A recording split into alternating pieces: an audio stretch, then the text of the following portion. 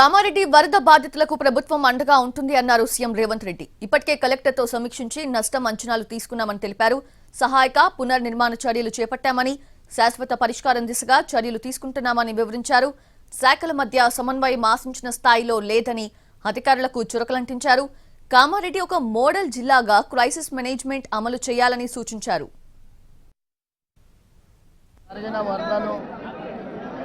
ప్రజలకు వచ్చిన సమస్యల్ని దృష్టిలో పెట్టుకొని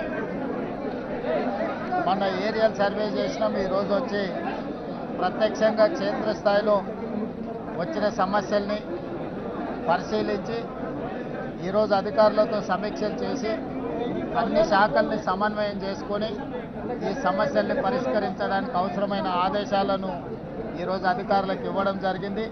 ఈ సమస్యలకు సంబంధించి ఏవైతే అధికారులు ప్రతిపాదనలు చేసిండ్రో వాటికి తక్షణమే నిధులను విడుదల చేసి వీళ్ళని ఆదుకోవడం జరుగుతుంది.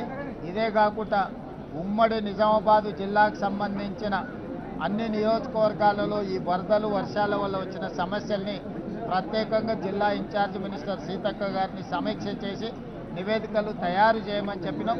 వారి నివేదికల ఆధారంగా మొత్తం నిజామాబాద్లో జరిగిన ఈ వరదల నష్టం, వర్షాల నష్టాన్ని రాష్ట్ర ప్రభుత్వం పేదలను ఆదుకోవడానికి ప్రయత్నం చేస్తుంది. అదేవిధంగా కేంద్ర ప్రభుత్వం నుంచి కూడా రాబట్టుకోవాల్సిన నిధులను రాష్ట్ర ప్రభుత్వం